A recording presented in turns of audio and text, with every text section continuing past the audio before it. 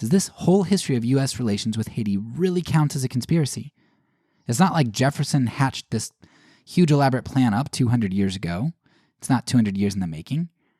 The history that we've unpacked is filled with a number of separate conspiracies, a number of unjust incidents that weren't really master plans, but rather actions of circumstance and opportunity. At the same time, what do you call it when the history of what the U.S. has done to Haiti and to much of the rest of the world is so clear? Yet, nobody seems to know it. Nobody seems to know this history. We were taught that Haitians are poor and dirty, and it's implied that this is because they're lazy or not as industrious. Maybe they're not as smart. Maybe they're sexually promiscuous and immoral. They're unwise, like we saw when Haiti was stigmatized during the early days of the AIDS pandemic and kind of blamed for that.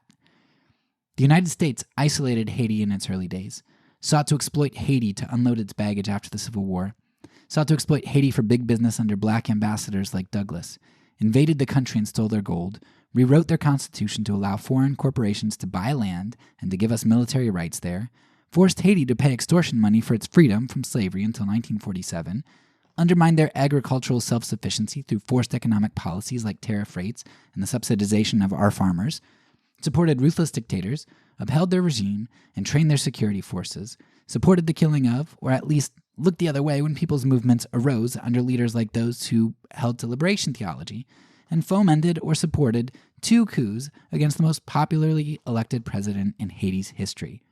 And that's the short list. A big list, but a short one of the injustices that we've done. The fact that we as Americans can look on Haiti with pity rather than guilt, that we can seek to give charity to them every once in a while when there's an earthquake, rather than give reparations for what we owe them, in hopes that we might find some sliver of forgiveness and redemption? What do you call that other than propaganda and conspiracy? A long-running conspiracy isn't any less of a conspiracy, and the intent of the conspirators doesn't nullify what it is. For most, it may be a conspiracy of ignorance, but it's a willful ignorance. And when conspiracies reach this level in the Bible, when injustice becomes so baked into the system that nobody can see it, or so they say, nobody wants to see it, that's when God troubles the waters. When God sets the slaves free, when Pharaoh gets dethroned, when the rich cry out, when the oppressive people who think they're God's people get sent into exile. Maybe I'm waxing biblical here.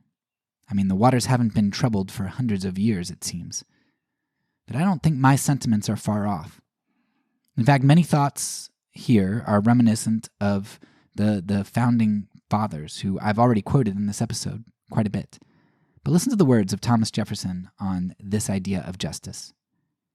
Quote, "And can the liberties of a nation be thought secure when we have removed their only firm basis, a conviction in the minds of the people that these liberties are of the gift of God, that they are not to be violated but by with his wrath?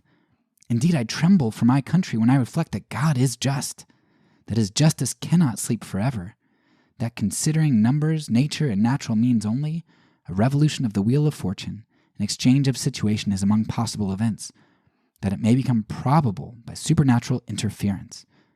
The Almighty has no attribute which can take side with us in such a contest." End quote. Jefferson recognized, as King recognized, and Theodore Parker recognized before him, that the arc of the moral universe is long, but bends towards justice. Or in Negro spiritual terms, God is going to trouble the waters.